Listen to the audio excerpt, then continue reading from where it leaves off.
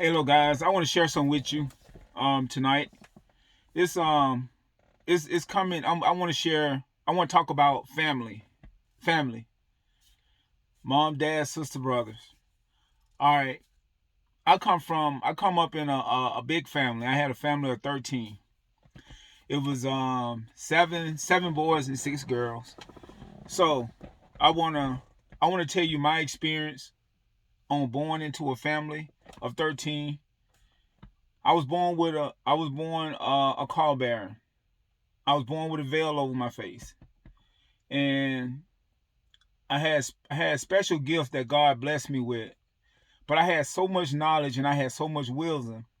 Out of the 13, I'm right in the middle of the 13. So I'm in the middle of 13, so I get to see the the the older one from me on up, and I get to see the younger one from me on down. So I'm gonna try to explain it to you, but I'm not trying to bash nobody. I'm just trying to tell you what I see and how I feel and what it was for me. It's 13 of us, small town in Mississippi. But I wasn't it felt like I was the black sheep when I was a kid because everybody knew that I was born special. In the older group, I feel like they didn't like it, but at the same time they protected me. But it wasn't the feeling that I felt where, yeah, they my brother, but they really not my brother. I feel like I was born into a family, but it's really not my family. I don't understand. If you understand, if I don't know if you understand what I'm saying, I was born into a family, but I feel like it really was not my family because my um expectation of family where I love you to the end, no matter what. Whatever you have, I have it, and that's the heart that I have. I have met friends through my life in college that's closer to me than I am to my 13, the family of 13. I'm not trying to bash it, but I'm just trying to give you a picture of what I saw as a kid coming up. Because the vision and my step was already ordered. For me to do what I do, they didn't help me. God already blessed me. I felt like being the sixth child in the family in the anointing that God put on my life, I felt like I was the oldest kid, the oldest child. I felt like I was the oldest child.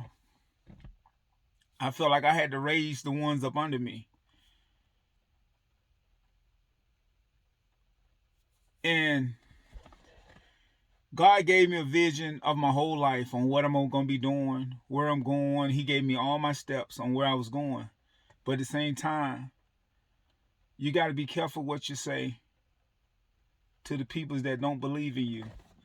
Because every vision that God gave me, I shared it with my family members, but they kind of like don't know or they don't care because it's not them. My aunt, aunties, uncle, I shared the same dream that I'm sharing now with them and they did not believe me. I'm in the middle of 13. I knew I was going to be living in Florida. I spoke it. I spoke it when I was 7 or 8 years old. But they didn't believe me. So it's more like I'm in a family that's really not my family. But God blessed me into this family. I had to come to some family. So he blessed me to be a part of a family that I'm detached from. And the more I grew older, the more I tried to get relationships with the oldest brother, the second oldest brother, the third oldest brother, my oldest sister, my second oldest sister, and the ones up under me, a set of twins. But it all the connection that I made, and the more that God kept giving me, that He kept telling me, they're not on your level. They're not on your level. They're not on your level. And my thing is, I'm trying to say, I know them, but I really don't know them. I was raised with them, but I really wasn't raised with them. I got support. I got some support, but it really doesn't matter if I had the support or didn't have support. But let me tell you, I thank God for everything that He had put me through. I thank God for every person that He put in my past. In every level of my life from when I was born, God always gave that key person to me in my life that's going to get me to the next level. That's going to get me to the next level. That's going to get me to the next level. And that's from all the way through when I was born, all the way through junior high. He always gave me these people that I can depend on that helped me get to the next level. Even when I got to college, God blessed me with certain people that helped me get to this level. And they showed genuine love, true love, and I love them to this day. And He gave me another level. I remember one time I got in trouble in college. We was drinking outside. I threw this guy through the window. We fighting because this guy, his ego tried to intimidate me, but you don't intimidate me because I know who I am and I know what I do. And I threw him through one of my teammates' car window. I had to pay $500. And I didn't have $500 when I was in college. My mom didn't have $500. But this person came through and they told me, and they said, what you need? I said, I needed $500. She gave me $500 to pay for that window. And with that person doing that, and you know, when you born into a family where people don't show you the true love that you have, and just to get that love from that person that showed me, that always had my back, it make the love that I have for that person grow. It's grow. Whether if I seen this person 30 years from now, 50 years from now, I'm gonna always give that person so much respect, because when I didn't have it and they had it, they give me the shirt off their back. So now, God blessing me, He molded me into what He want me to be. He molded me. When I was in high school, I was a great basketball player, great track star, great football player. So God molded me into what He want me to become.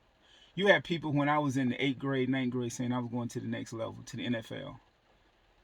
I believed it because I already knew it. But at the same time, sometimes people see your blessing before you see them. So I kept working hard. I kept working hard. I kept working hard. And God placed another person in my life where he had a brother. This guy was already kind of like on another level, like college, and getting ready to go to like a professional level. But he never, and every time, me and his brother used to be good friends. So I know that he going to work out with him because he played receiver, played position, same position I played. But this guy never showed me nothing. He always worked with his brother. So I call it a sloppy blessing, where I'm on the outside looking in. So as you showing him, I'm taking what you giving him, and I'm going back home and I'm doing it I'm working it on myself. I grab that and it make me who I am. It make me who I am. But understand, I'm come from 13, a family of 13, but it feel like this not my family.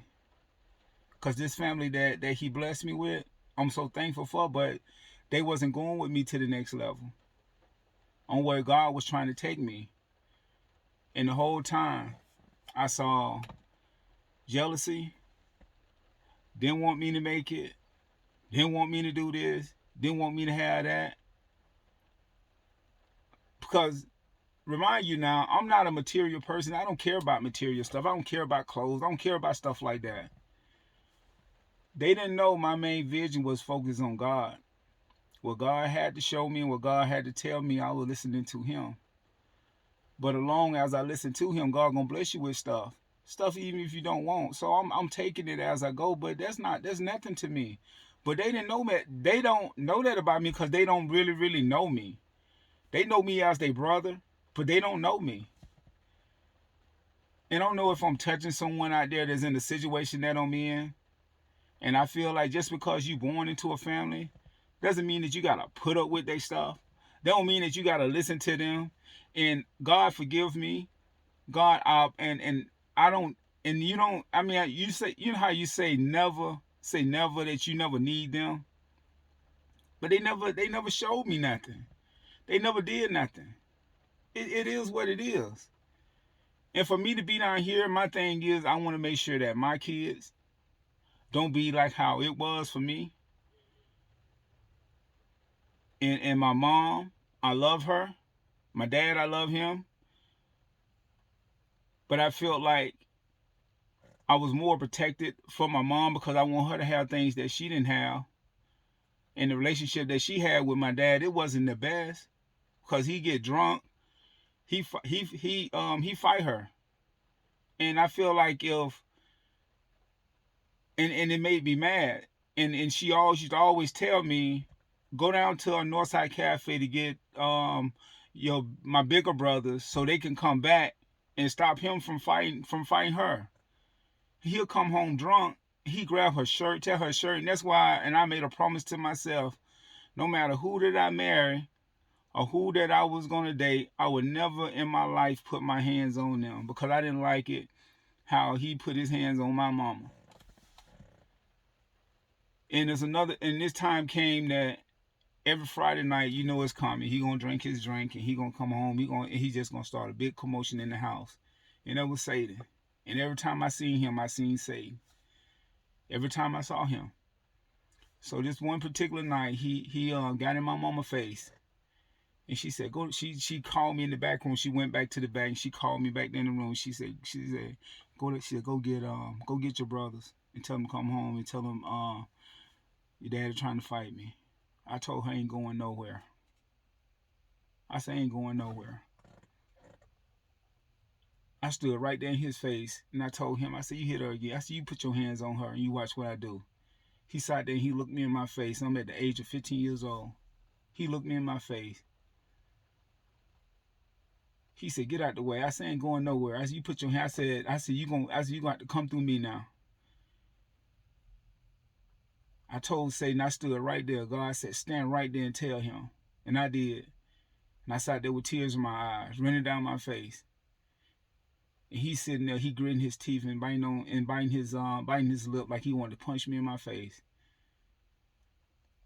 And from that day forward, everything stopped. Everything, the hitting, the beating, the talking stupid to, all that stopped. And I knew right then I arrived. God had built the man that he wanted to build to stop all this. Man, I want to say to whoever out there, just because you're born into a family, you ain't got to go alone and put up with the bull crap. You got a life to live. You got to move on. God got a purpose for you in your life. And that purpose for me in my life, for me not to stay in Mississippi, that's holding me down. He wanted me to get out, share my words, share my knowledge. It's an untold story that never been told, day in my life. And I'm 47 years old. And God been trying to tell my story every day. And I never could put the picture on until I just really settled down and dialed in. And the thing, when you're dealing with God, you're going to get it right. Because if you don't get it right, he don't care if it go 5 years, 10 years, 15 years, 20 years. And my word is to you, listen to him. Stop it. In my situation, and whatever you're going through, did you know when Moses crossed the Red Sea, they was in the wilderness for 40 days and 40 nights when it should have took them a day? Because they were disobedient. 40 days and 40 nights. Do you know when Moses left Pharaoh, when he got kicked out of Egypt, he was gone for 40 years? 40 years. For God spoke to him and told him to go back and tell Pharaoh, let my people go. Let my peoples go. 40 years. So don't let this be your life.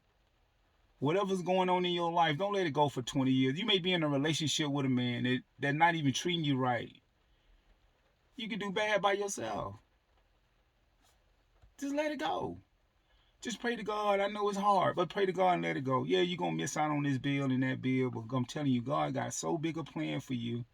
He wants you to use him. He wants you to try him. Ask him. He'll give you whatever your heart desire. But whatever you say in the name of Jesus.